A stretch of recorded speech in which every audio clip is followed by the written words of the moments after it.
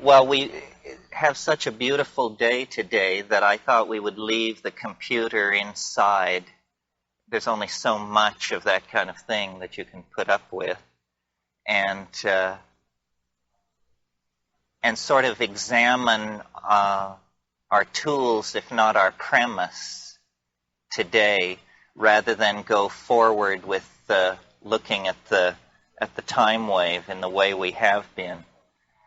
So since this is a fairly small group and I'm feeling fairly confident, I'd like to talk about language today, and I will attempt to open this with a performance, which is something I rarely, like never, do.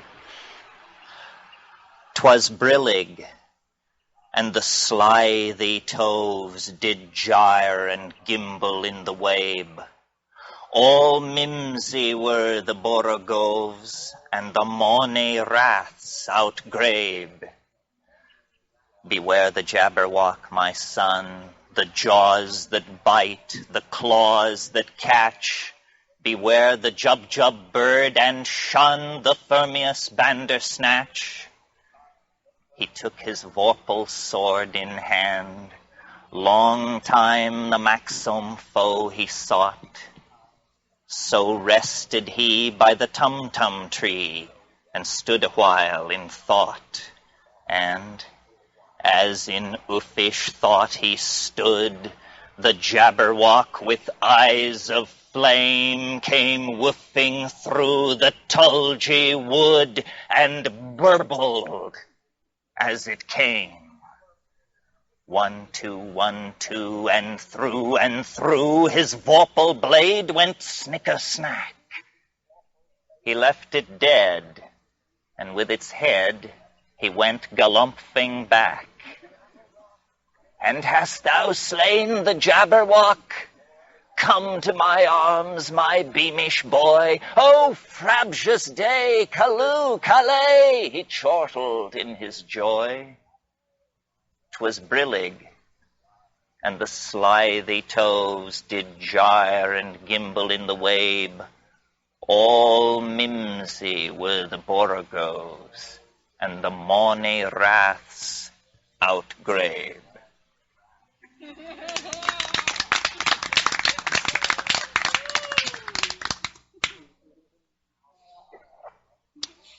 That's worth hours of the other stuff. Well, I assume most of you recognize that as Lewis Carroll's Jabberwocky, which was an example of verbal intentionality and syntax overcoming absence of ascribed meaning. This is what's happening here, that the intentionality of meaning is so great that it overcomes the absence of conventional definition.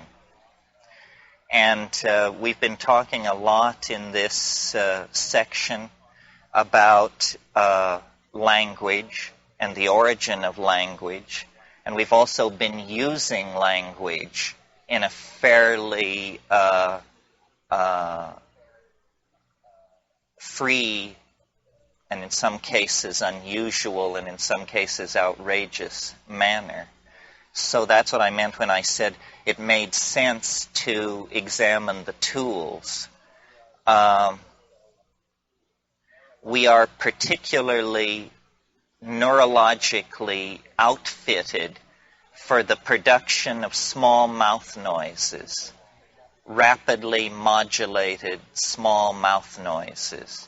We can do this, I've proved it myself, for hours at a time without exhaustion. And what is going on there is that rather than the rippling of plumage or the rubbing of hard body parts against each other, since we don't have any hard body parts to rub against each other most of the time, communication in our species has taken the form of neuromodulation of small mouth noises.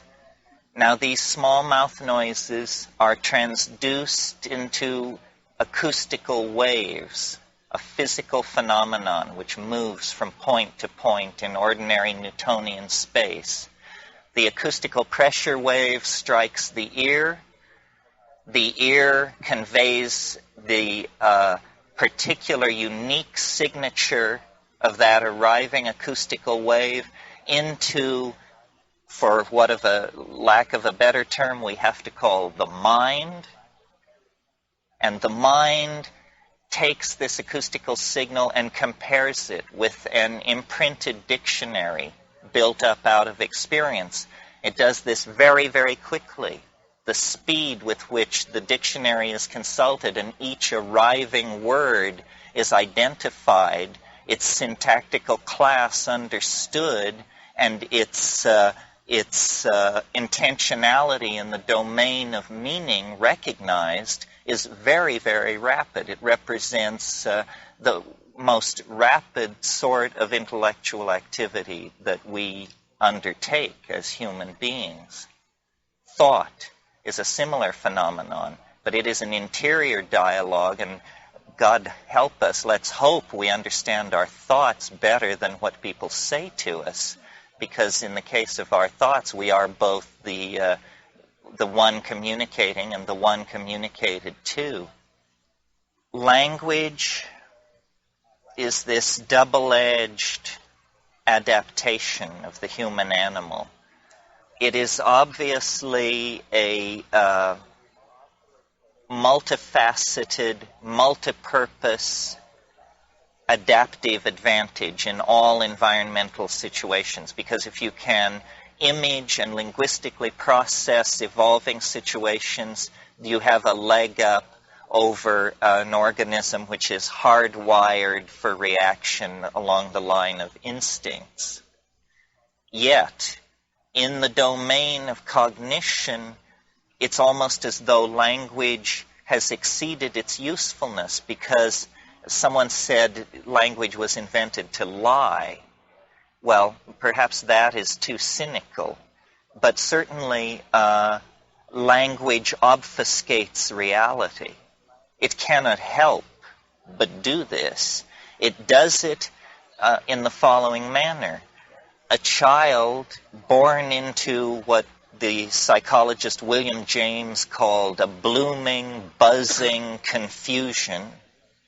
A child born into the blooming, buzzing confusion attempts to isolate complexes of activity, complexes of color, sound, and tactility. And the nurturing parent provides names. This is a kitty. This is a bird. This is a blanket. What is happening here is that the blooming, buzzing confusion is slowly being tiled over by an interlocking and seamless set of names and syntactical structures, which literally then stand for reality. They stand for reality. So unless you're the kind of very fortunate person who speaks many, many languages fluently and has a sense of this relativity of the intent to communicate, you are barred from realizing the context dependency of your own language. And we all are like this. This impressed me very much in the Amazon, because the first time I went to the Amazon, I knew nothing about botany. And it appeared to me largely to be green. And when I returned some years later, having made a fairly thorough study of the taxonomic families of tropical plants, it was a vast, intricate, fascinating domain, because I had terms for all these exotic floral forms, leaf forms, seed expressions, morphology, you see. Nature nature's expression in the world of form is called its morphology. Morphology is the science of form. Well, form has, we tend to think of it as a Platonic concern.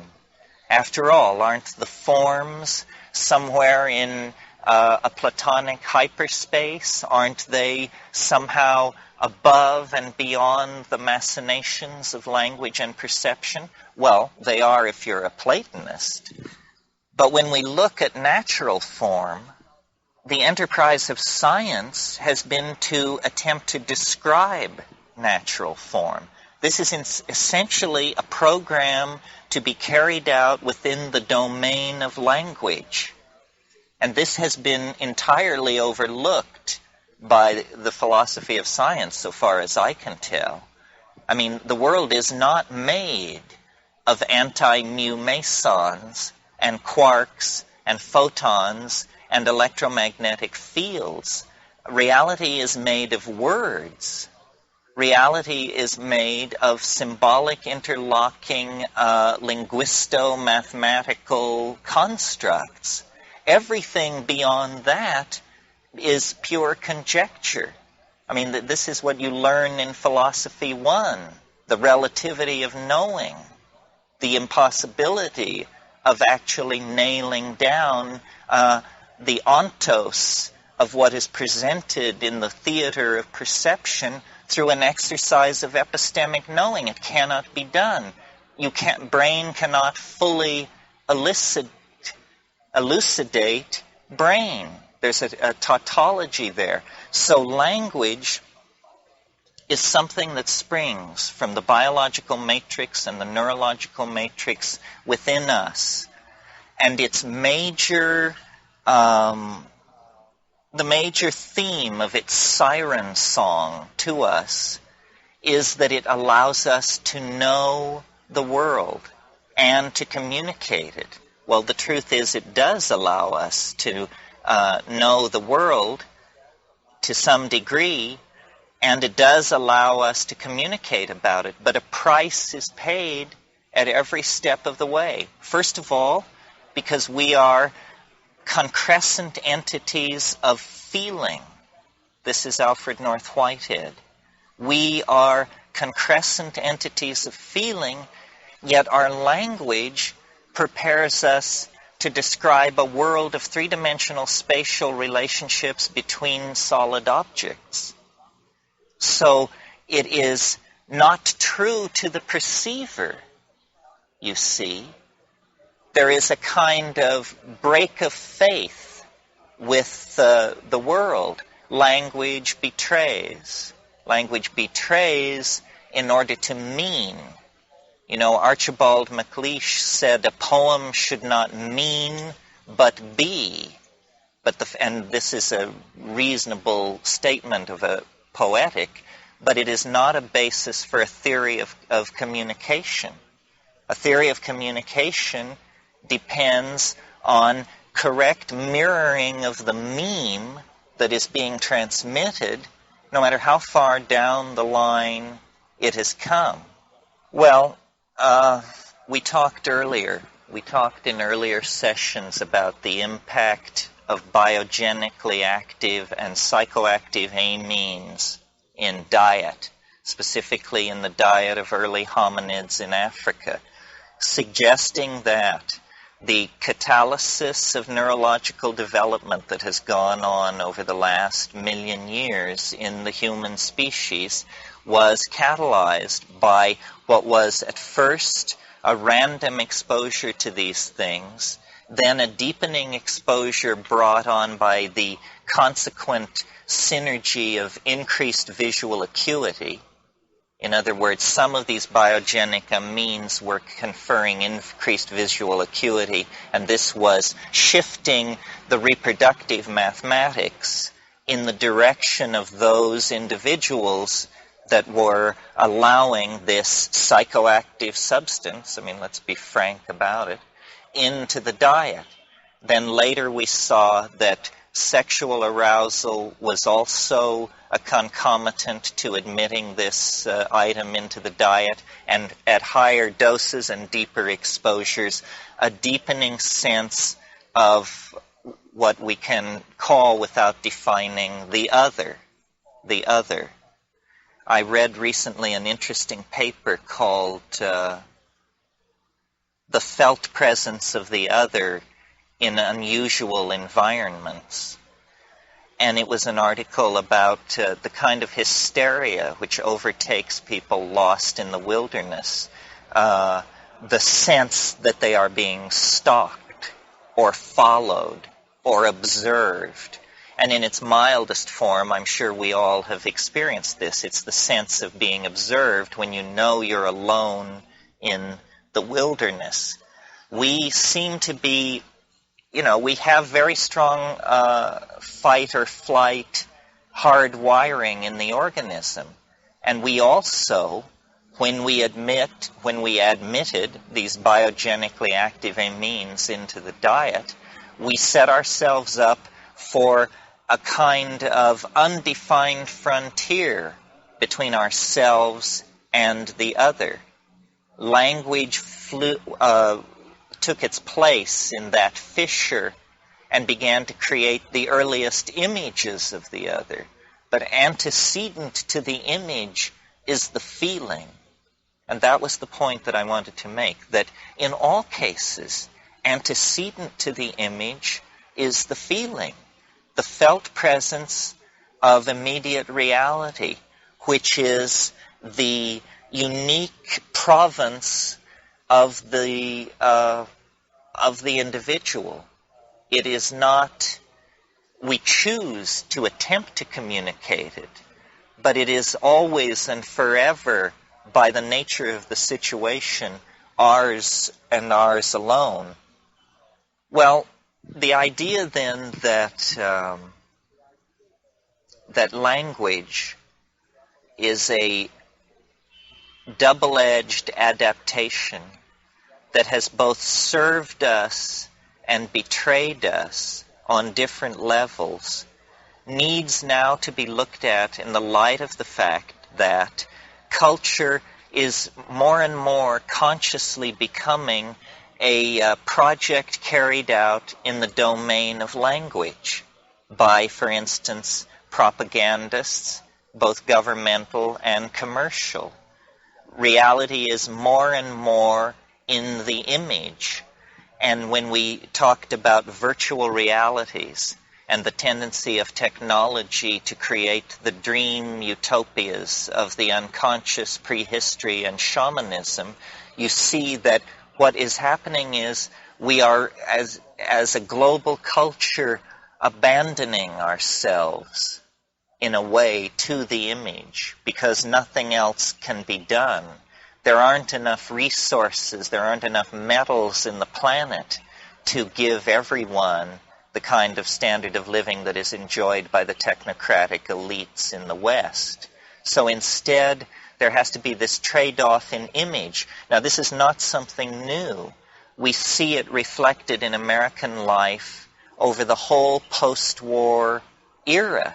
Because I don't know if you've noticed, but in order to make good on the grand promise that was to accrue to the American middle class consequent upon the defeat of fascism, this utopia that was to come to be, for it to happen, it was done tackily. That was the price that was paid. Eric Yonch said, the question regarding space colonies is not is it possible, but how will we keep it in good taste? And this was a question that was not answered by American culture in the 50s. It was essentially a suburban, modular housing, modular products, modular values, modular lifestyle paradise that was sold as the consequences of the completion of the American dream. Part of what we have been living through this period is a a hallucination of improper language. I mean, now, because of the changes going on in the Soviet Union, the fiction of our this implacable enemy bent on putting a tank on every street corner in the world is now exposed as a cultural illusion, a fiction. And I'm not entirely persuaded that it was simply all a horrible misunderstanding. It seems to me these illusions played very strongly into the hands of different factions on both sides. Political realism is also a coming to grips with language. You know, the French sociologist Jacques Ellul said, there are no political solutions. There are only technological ones. The rest is propaganda. Well, this, you know, people howl to the high heavens. But in fact, ideology, which is a kind of street corner form of metaphysics, ideology has been just a pervasive cancer on the Western mind ever since the burning of Eleusis. I mean, we just can't get enough of it. And, you know, we may look with horror on the funeral of the imam, but believe me, in the history of Western civilization, there have been scenes go down that make that look like child's play. Recall to you, just as an example, the Albigensian Crusade, when in order to stamp out a heresy, the Inquisition was turned loose in southern France, and the professional killer who was put in charge of this operation was a career man named Simon de Montfort. And his lieutenants came to him at one point in this campaign and said, we have the city surrounded. We're laying siege to, I believe it was Carcassonne. And they said, but there are 7,000 Catholics within the walls. He said, kill everybody. God will recognize his own. So, you know, the 20th century has not cornered the market on the ways in which language can distort and is used for political purposes to distort reality. A very poignant example of that I've personally had to deal with is a lot of my work in the Amazon has been in an area of the Colombian Amazon called the Lower Putumayo. And I venture very few people here this afternoon have any association to the Lower Putumayo.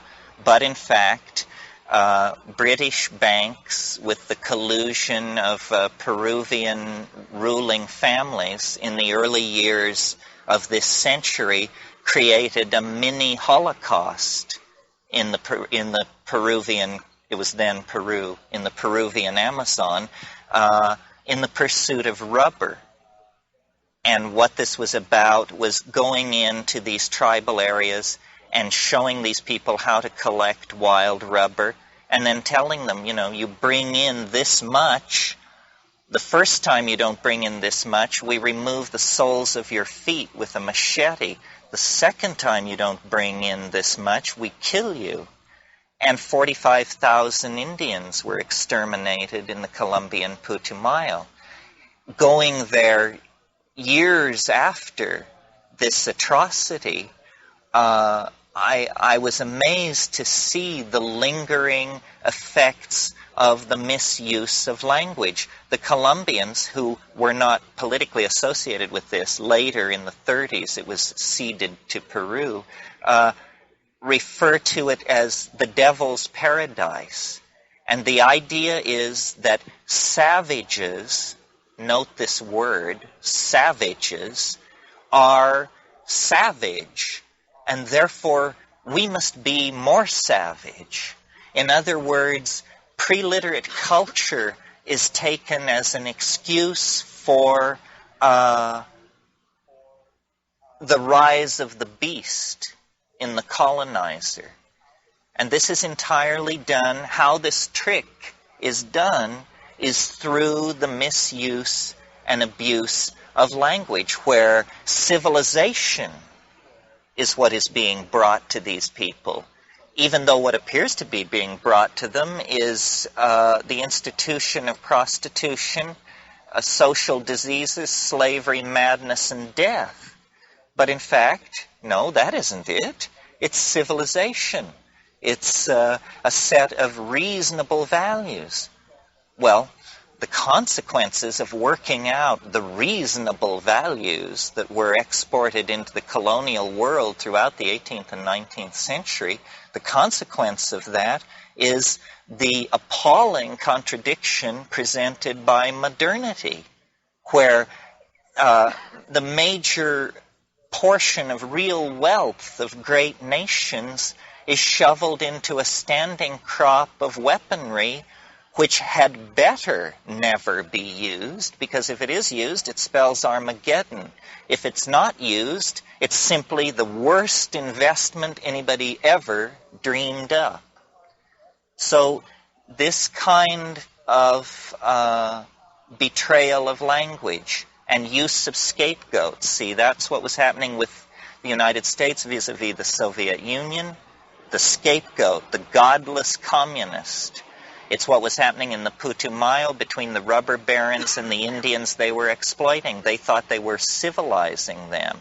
So the imaging of the world gives permission for various kinds of relationships to it. And people never question. You know, once they pledge allegiance to a given linguistic model of reality, then that absolves all necessity for further thought. This is what Goebbels understood so perfectly. You repeat and you repeat and you repeat, and then when people ask themselves in the privacy of their own mind the moral question, your answer is on the surface, waiting to be heard. Goebbels was the first person to create a system where, sitting in an office in Berlin, he could throw a switch and speak to the German people. And this McLuhan talked a lot about this, the notion of the creation of the public. What is the public? It's something that comes out of print culture. It's post-medieval. It's a phenomenon that can only exist in the presence of newspapers, essentially. That's what gave it its boost. And the public is a very different thing from the democratic notion of the people, because the public is this body of quote-unquote informed opinion. But this informed opinion is tremendously subject to whim, pressure, propaganda, and distortion. I mean, I don't know how many of you have been following, because we're so isolated here, but what is going on in China is right now totally Orwellian. Films are being watched in darkened rooms, people identified, dragged forward, forced to recant whatever accounts they gave of the violence. These film clips are being shown side by side on the evening news, where 3 weeks ago we were hearing that the army would never attack the beloved students. Now the army is patriotically rounding up dissidents, hooligans, bandit elements, and those who would destroy the compact between the party and the people. This is just a shift in language. Remember the scene in 1984 where the party hack is giving the speech, and midway through the speech he's handed a telegram on the podium that tells him that the enemy has changed. It's no longer Oceania. They've made peace with Oceania and have begun bombing Eurasia, the other state. And in mid-stride, he doesn't even have to end a paragraph. He can just turn the language and plow off in another direction. Well, is there any cure for this, or are we simply the prisoners each of us in our own way, of people smarter than ourselves? Well, not really, I think, because outside the domain of language is some kind of domain of authentic feeling. We have thousands of words for technological processes, widgets, and what have you. Our vocabulary of feeling comprises about 10 words. Love, hate, disgust, revulsion, obsession, like that. Yet, in the same way that we are capable of this very intensely modulated brain state that translates itself into small mouth noises, we need to be aware of an internal horizon of self-perception that is extremely rich and complicated and shifting all the time. Now that's who we actually are. That is not the top-down values of the culture that we wear like clothing. That's who we are.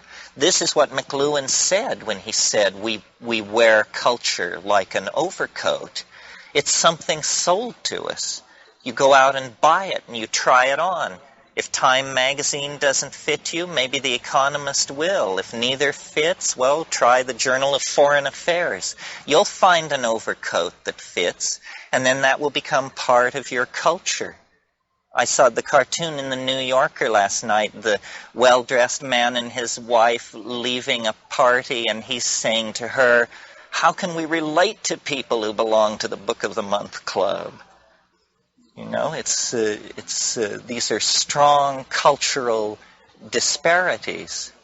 So to overcome culture, really, which I view as provisional and semi-toxic, there has to be a way back to bedrock, to something that is satisfyingly transcendental in an immediate sense.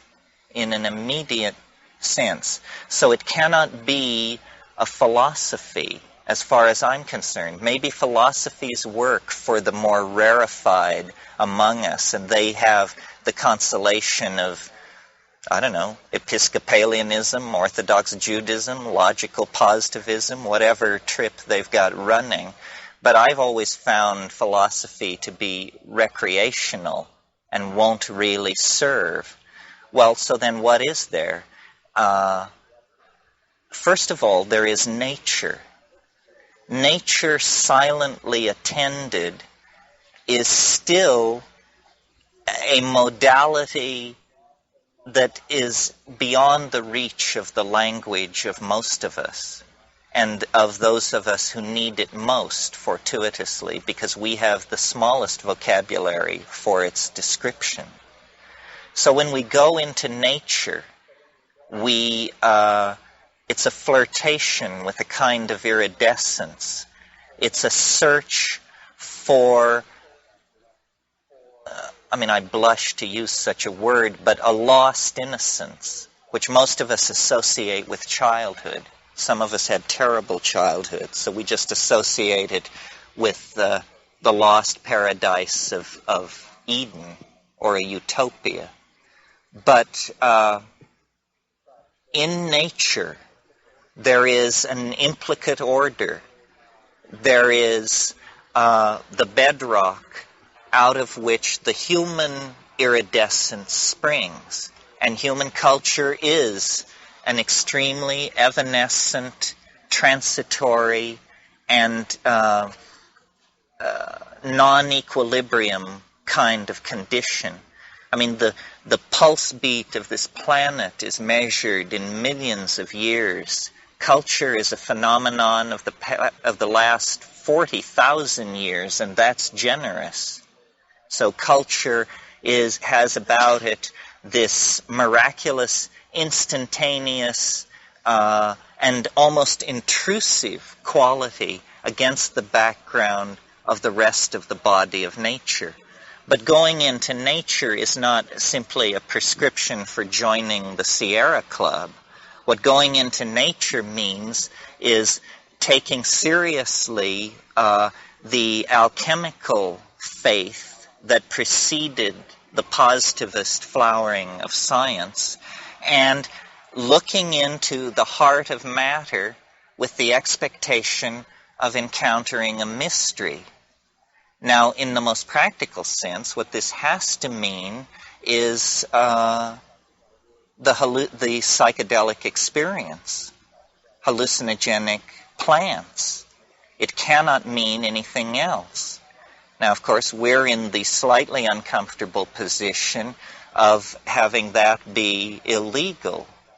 But that in itself should be a sufficient indication for most people that something is going on. I mean, my take on legality is essentially that of Charles Dickens, who was sort of an Edwardian anarchist. And his famous throwaway line on that was, "The law is an ass." And, you know, it's sadly true in this case. But it's not. I'm not really interested in it as a legal issue. I'm interested in it as a human rights issue, if you want to put it that way. In other words, my assumption is that in the same way that the Western mind reached a certain place where it recognized that slavery, whether it made economic sense or not, was morally insupportable. And in the same way, then, that a universal right to own property, if you've got the money, has been more or less institutionalized, and the oppression of women is now recognized as a kind of self-defeating strategy of male dominance. In the same way that these things have been signposts in the continuing history of human self-definition, so shall be the understanding that life, liberty, and pursuit of happiness in the age of modern pharmacology has to mean the right to control your own state of mind in the appropriate, subject to the constraints of time, place, and manner, so forth and so on. So that's enough about the socio-political end of it. What is more interesting is the thing in itself, what it is, that it is something which our cultural biases, reaching clear back to the phonetic alphabet, and to the male dominance, the fear that societies run along the lines of male dominance have of boundary dissolution. I mean, for 1,000 years in Western civilization, the only boundary dissolution that was socially sanctioned was getting plastered. And that appears to have been specifically for the purpose of getting laid. I mean, as far as research can tell us, for 1,000 years nobody got laid who wasn't stone drunk because everyone was such a paragon of social rectitude. Well, it's truer than you think. Alcohol is clearly a medium for permission in a Calvinist milieu. Well, I could talk about this in all kinds of different ways. It's very interesting. I talked about scapegoats, and I talked about the misuse of language. I suppose since I got that deep into it, I might as well say what I'm thinking, which is that the drug issue now looms as an obvious new horror. I mean, it has all the trappings of the communist under the bed. I mean, I have not yet heard crack cocaine referred to as godless, but any day I think the connection will be made that this is a godless drug. The problem here is, again, a problem of language. We have one concept, drug. It moves from aspirin to heroin through LSD and on into television. These things can all be spoken of as drugs. So then what this means immediately is somebody has stacked the rhetorical deck against a reasonable discussion of the matter because our vocabulary is so impoverished. I mean, are we to believe that we need the same policy for television as we need for heroin? Are we to believe that psychedelic psychotherapy is to be treated with the same hand that resolves the crack cocaine issue? So while the government squawks education, no education is taking place. Rather, what is taking place is a poisoning of the linguistic domain in which we will then be expected to forge a solution. So what I've tried to say on this issue, and some of you who saw this month's Mother Jones may have noticed that they put me in there, more picture than text, which tells you something about an age of symbols. But what I've tried to say is that we need to define drugs operationally. We need to say what it is we don't like, and then we need to find out what it is that does what we don't like. Okay, what is it we don't like? I submit to you that what we don't like about drugs is unexamined, obsessive, and habitual behavior. Unexamined, obsessive, habitual behavior. Meaning, somebody's into something, and by God, if you get in their way when they're on their way to it, you're in trouble. They do not question their obsession. They indulge their obsession, and they will tolerate no discussion of it. So unexamined, habitual, obsessive behavior is extremely objectionable to all of us, I think. I mean, we call anything that we don't like, we call it robot-like, automaton, unthinking, zombie, so forth and so on. Well, imagine if our partners in the new global materialism, the Japanese, had introduced into this country at the end of World War II a drug which within a few years made such deep inroads into the American population that people were spending an average of 5 hours a day loaded on this drug.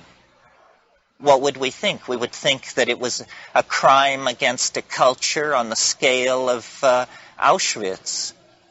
But as a matter of fact, we did this to ourselves. Television, introduced at the close of World War II, has become a form of electronic heroin. And it isn't even your trip. They don't even let you go on your own trip. You get a trip designed on Madison Avenue to sell, this year's model of the crapmobile or whatever else is being pushed. So unquestioningly, and even as I speak, I'm sure there are people in this audience who are revolted at my lack of patriotism and love for an American institution of such nobility and depth as TV. Well, you know where I pulled back from TV? Really pulled back from it? It was when I made a mild knock on TV and someone in the audience said, well, you can say anything you want about television, but you must admit that it's given our children a wonderful education concerning nature. Anyway, pursuing the theme of operationally defining drugs to give us a little more linguistic scope, psychedelics, in contrast to television and heroin, dissolve habitual patterns of activity and promote examination of motives and allow a restructuring of habit. Before LSD was made illegal, back in the 60s, very respectable psychologists such as Humphrey Osmond and Hoffer were obtaining 40% cure rate of chronic alcoholism with one high-dose exposure. Well, now understand, this doesn't mean that LSD is a cure for alcoholism. I mean, if you think that, you don't know anything about how drugs work. That 40% cure on one high-dose exposure to LSD of alcoholism means that this person took this psychedelic, it dissolved their boundaries, it dissolved their defenses, they came face to face with the fact that they were killing themselves, and when they came down, they reached into their bowels and found enough intestinal fortitude to chop it off. Well, this is real, this is the dream of all other therapies. Now, AA achieves this, but at the cost of closing the mind. You know, a truly devoted graduate of AA does not have an open mind on the drug issue because they have been taught that opening your mind even a little bit may lead you back to the bottle. Well, they're trying to solve a personal dilemma in a context of neurosis. I'm sympathetic to that. But in the meantime, the rest of us have to try to make sense of these extremely complex issues, because the transcendent, which is what we cannot seem to find and what we are strangling for want of, lies precisely in the direction of this forbidden domain. What are we going to do about it? In other words, authentic, boundary-dissolving, internal hierophany does in fact reliably occur in the presence of these plants and compounds. But nobody knows what to do about it. We have become so accustomed to seeking the answer that even as a community, we have a lot of trouble figuring out how you just face the answer, how you come to terms with the options that are actually available. Well, I've talked about it today in a slightly more political context, because when you hang out in the baths with these State Department people, it's like a virus in the water. I mean, you find yourself raving about triage, Saudi uprisings, infrastructures. There's just no cure for it. Are there questions? So the question is about the sexuality and the relationship of sex to drugs. Well, it's kind of a shifting crowd here. I mean, we've been into some of this in other sessions. My origin scenario for consciousness, which I just brushed on today, is this idea that these bioactive amines triggered increases in visual acuity, which made them important to be kept in the diet. At slightly higher doses, all psychoactive drugs of the indole type are CNS activators. In other words, they cause arousal, generalized arousal, which is a restlessness, an alertness, an attention to incoming sensory detail. But this can also be channeled almost by decision into sexual arousal and sexual activity. And I think it's quite a smooth spectrum from arousal to sexual arousal, through preceded and followed by perhaps chanting, preceded and followed by perhaps dancing, and then higher doses of these things usher into the mystical, you know, for want of a better word, this transcendent other.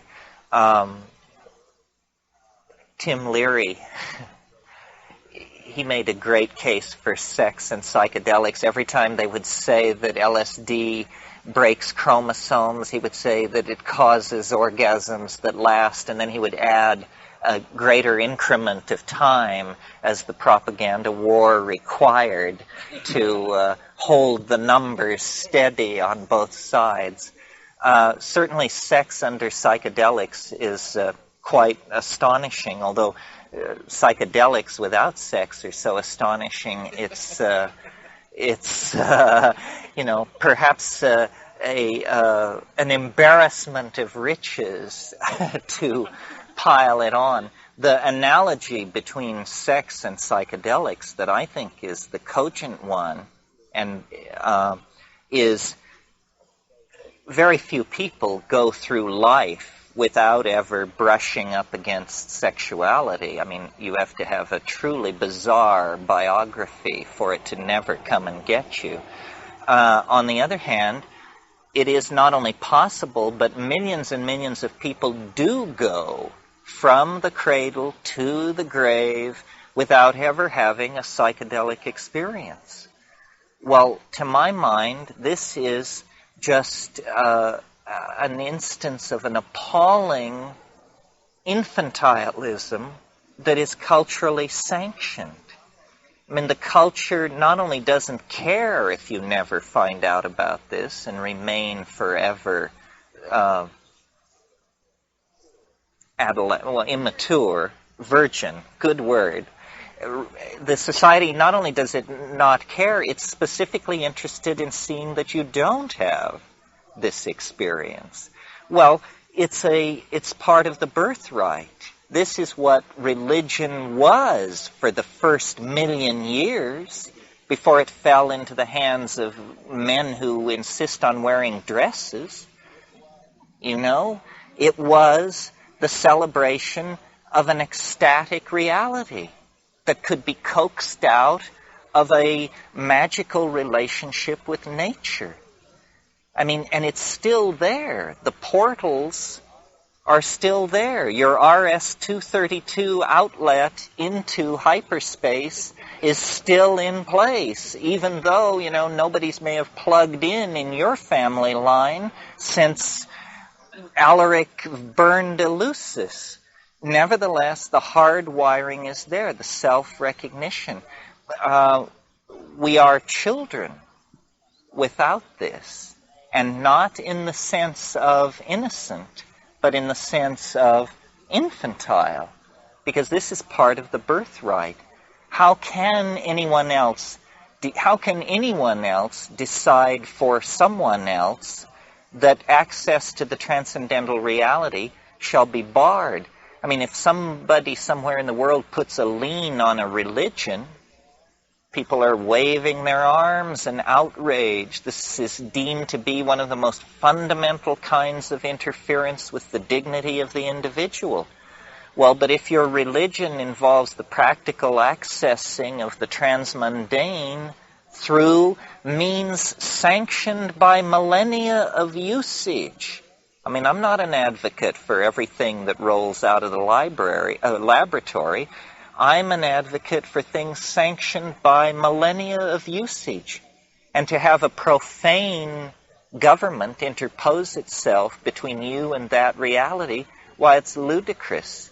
You just have to read your Thoreau to know what you do in that case. And if you don't have time for Thoreau, I'll tell you. You just ignore it. It's a bunch of baloney. That's a completely out-of-hand move on the part of the oppressor-dominator mentality. So, sex took me on a trip there, but I hope you liked the first part of the answer. Yeah. We can't all be Stanley. You know, we can't all be Alfred Russel Wallace. We can't all be Bjorn Borg. So people opt for vicarious sensation. I don't know where this is going because the technologies to carry it a great distance are far advanced. This comes to a very interesting question, which boils down to, in its most cogent form, the question: is man good, or what is man? Because what we appear to be moving toward is a technological domain where we will be able to be whatever we want to be. And, you know, it's a litmus test for what we want to be. I mean, if you could be whatever you wanted to be, would you watch XXX rated movies every waking moment? How many people would? This is the great fear that the dominators have about the drugs. Their position is, if drugs were legal, everybody would be a junkie. a cheerful view of human nature. You know, they're saying, you want to legalize these things? Don't you understand what it would be like? Well, I as a user of drugs, am insulted by the implication. The government has never been a major factor in the decisions I made about my program of ingestion. And I think that it's preposterous to suggest that the moral rectitude of the government stands between a dope-crazed population and the object of its fondest desires. I think it's all in language.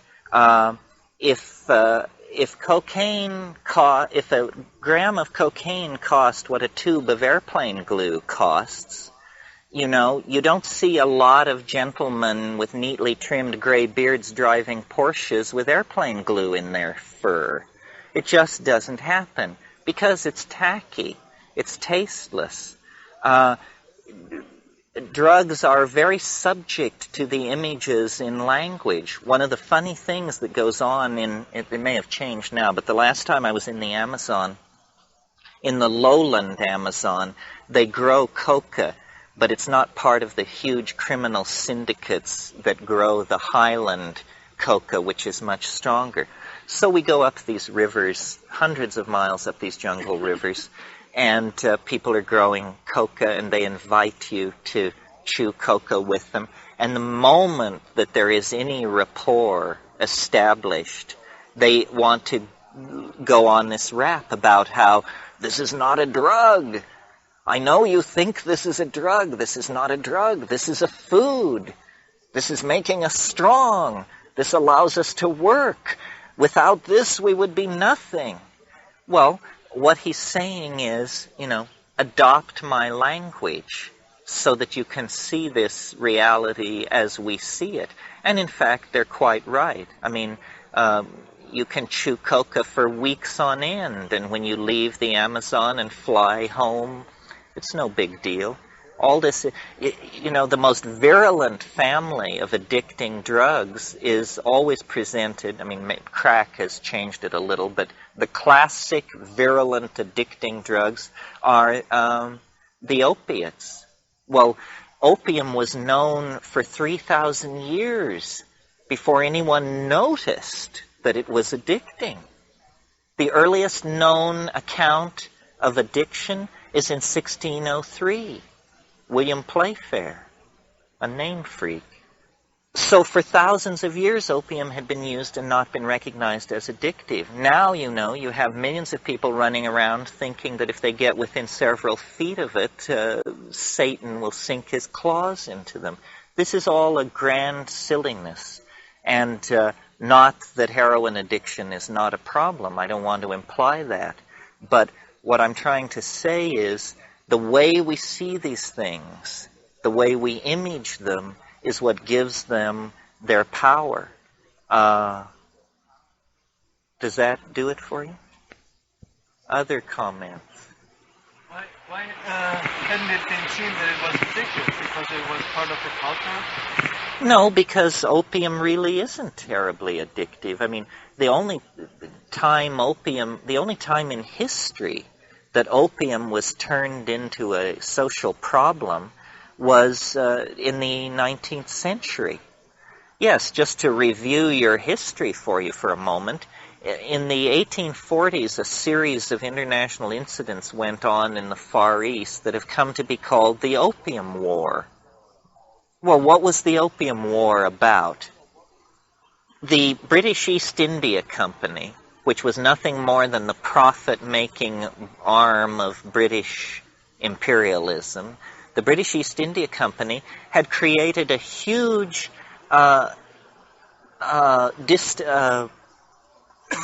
distribution system for tea. Tea was grown in Ceylon, and they had very advanced ships for that time, over 200 of them, and they had facilities from Aden and Port Said, and all of this was maintained at great expense for the tea trade. Well, they were so efficient at producing tea that they created an economic collapse of tea around 1840. So the board of directors of the British India Company got together, and they said, we have all these ships, tea is worth nothing, what are we going to do? And then someone said, well, why don't we grow opium in Goa, which is in India, south of Bombay, on the west coast of India. Why don't we grow opium in Bombay and we'll sell it in China? And they said, well, that's a good idea. What does the Chinese government think about this? So they inquired, and the Chinese government told them to get lost, that they weren't interested in having raw opium sold at dockside by British traders in Chinese cities. Well, they went back to the Foreign Office, and the wheels turned, and gunboat diplomacy was used to force the Chinese to open their doors to opium. Opium had been known in China for thousands of years as an obscure item in the materia medica, but it had never been a social vice. From 1840 on, tens of thousands of tons of opium at rock-bottom prices were unloaded, produced by Indian cheap labor at immense profit to the East India Company, and unloaded in China.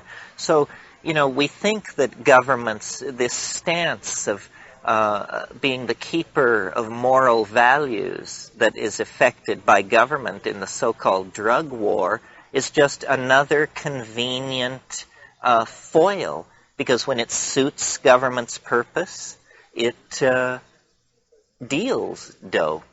Certainly, the cocaine trade could only exist with the connivance of the Central Intelligence Agency. I mean, if you don't believe that, you don't understand how it works out there, because it's just as plain as the nose on your face. I mean, where do you get $500 million in a hurry if you've got to outfit a rebel army and topple a socialist, democratic socialist government somewhere? Well, the only place you get $500 million, or $100 million even in a hurry, is you take a flyer on drugs.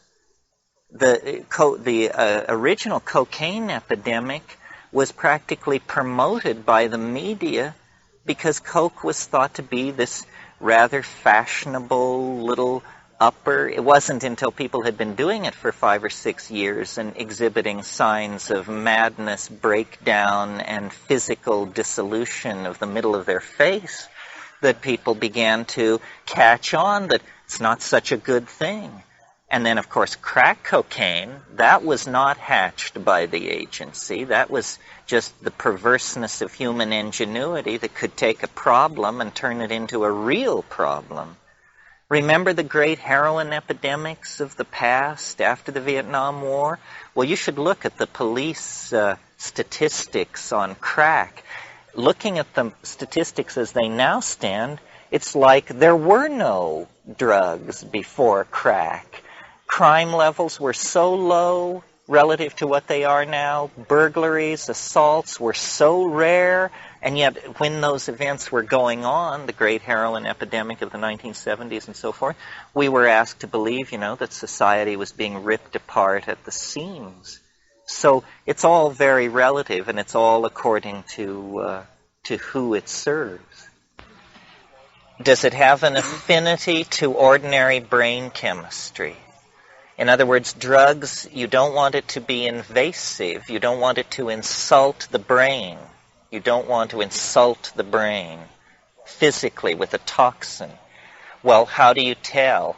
Well, a very good way to tell is to ask the question, how long does a drug last? A drug that lasts 14 hours is clearly more invasive and more toxic than a drug that lasts 2 hours. Because what this turnaround time to get back to the baseline of consciousness is a indicator of is how much affinity enzyme systems already present in the brain have for the incoming substance, and to what degree they recognize it, can deanimate it, dealkylate it, and turn it into harmless and excretable byproducts. So you want a drug that is that very quickly returns you to the baseline of consciousness, and there should be no hangover, no residuum.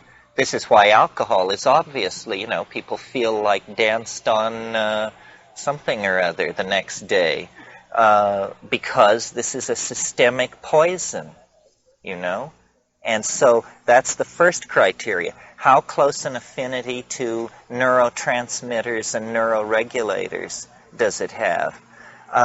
Another consideration is it synthetic or natural? Now, people argue with this one because people are, in my humble opinion, quite lumpen about granting a distinction between the synthetic and the natural. I mean, they just say, well, we're natural. That's what people say. We're natural, so anything that comes out of the lab, that ought to be natural too. Well, would you mainline plutonium? I don't think so. So I'll make the argument for natural substances on two levels. One, fairly rational, which is that a substance that occurs in plants has been use-tested in living systems for millions and millions of years. It is a constituent of organic life. The proof of that is that it is present there. So that alone argues that it has a certain affinity that places it above a synthetic. The more airy-fairy of my metaphors on this issue is that I think I really, especially in this area, give great credit to Rupert Sheldrake and his idea of the morphogenetic field. I really think that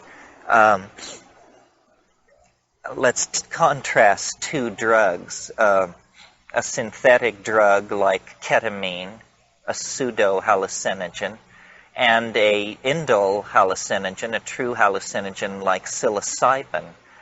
Well, psilocybin has been taken for thousands and thousands of years by tens of thousands, perhaps millions of people.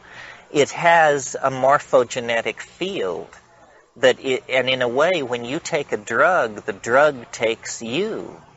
I mean, the drug is opening, and you are opening, and there is a dimension of recognition about which it's rather difficult to say very much. And the third criteria in thinking about the possibility of substances as a tool for spiritual growth is, does it have a history of human usage? Does it have a long history of human usage? That's, in a way, the most important of all.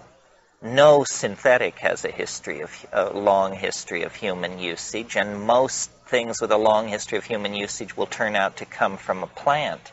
So what you need is, all these people who went before, they proved that substances like psilocybin, ibogaine, harmaline, mescaline, the experience of the human community over time proves that these things do not cause birth defects, miscarriages, tumors, blindness, madness, ulcers, so forth and so on. In other words, since we are not allowed to legally investigate anything, since we are not allowed protocols for human investigation of anything, old or new, then really the only human data available is ethnographic data, data on obscure Amazonian tribes and rituals conducted in the Mexican highlands. Well, to my mind, it isn't. I'm not an advocate of drugs. I'm an advocate of psychedelics. Drugs that are not psychedelic interest me approximately as much as I assume they interest everybody else. I mean, I sometimes do them. Certain ones I abuse, caffeine most notably. I can't abuse alcohol because I'm a migraineur.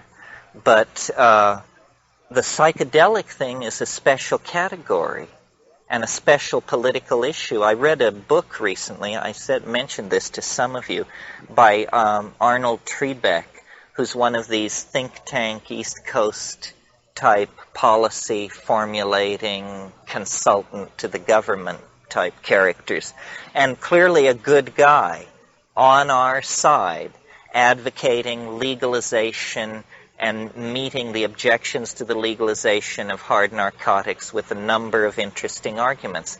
The book is like over 600 pages long. Well, when you look in the index, there's nothing about LSD, nothing about psychedelics, nothing about MDMA, psilocybin, DMT, DPT, ibogaine, STP, none of this.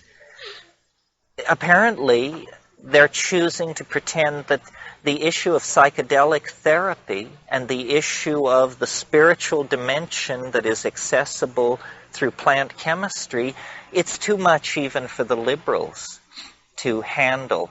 They don't even want to talk about it. They want to reluctantly announce that they have lost the war on drugs, and then, with great hand-wringing, legalize these things with the sense that now this surely will trigger the end of Western civilization as we know it. There is no sense of a dimension of hope, opportunity, clinical breakthrough, nothing like that. Yeah.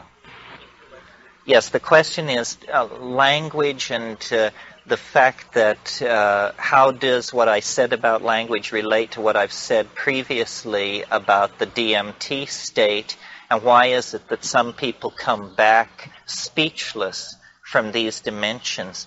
I'm glad you asked this question, probably not because I'm going to answer it, but because it reminds me of something. In a way, it's answering. I see language as an uncompleted program. Language is something which wants to be beheld, but is only heard. And so there is this tension. You recall I said a few days ago that after many grapplings with the DMT ecstasis, that I had the feeling that the place you break into there is a playpen. It's an environment created by someone very strange who has a very curious notion of human psychology, and it is an environment that they imagine would be reassuring to human beings. And I've stuck with this model for many, many years, the model of the playpen, and that the elf machine, self-transforming elf machine entities were like toys. They were like attention-grabbing, colorful teaching devices to engage the attention of the human being that has just come across. Well, strange to say, the other night I was thinking about all of this, and a little piece was added. And I'll try it out on you. I tried it out on somebody who's quite sophisticated about DMT, and they said, that's absolutely wrong. That is not what it is. But undaunted, I'll try it out on you. As you go into the DMT state, there is this question about the intent of these machine elves. They're funny. They're zany, but you know how the Three Stooges cartoons operate, where there's a lot of finger in the eye and mallet on the head stuff? So in this DMT place, there is this mad zaniness, this sense of a Bugs Bunny cartoon run amok kind of thing. And people who've had this experience say, well, you can't trust these little guys, Or you have to be on your toes. These are magical entities. These are not love bunnies. They're little, gnome tending toward demon, and you don't know where to draw the line. So thinking about this the other night, I tried to construct emotionally for myself a picture of a human situation that would give me the same feeling about what was going on as I have when I deal with the entities in the DMT thing. And it came to me instantly what it was and what the missing ambiance of it is that I've never included in a lecture. What's going on, I'm sure, is that the aura of these little guys is that they're sharp. They're sharp. They're funny. They're zany. But they're sharp. And I think what they are is they're traders. And the whole funny emotion that invades the DMT exchange has to do with the possibility of getting screwed. Not getting killed, not being driven mad, but being taken. Being taken, quite literally. And these toys, which they offer, are trade goods, in effect. And what they are saying in that place is, what have you got? What have you got? Look at this. Look at this. What did you bring? What do you have to trade? Well, the opening lasts only a few minutes, and as the dialogue is getting started, the dimension closes upon itself. But this is, I think, the lost piece of the puzzle. That's all, folks.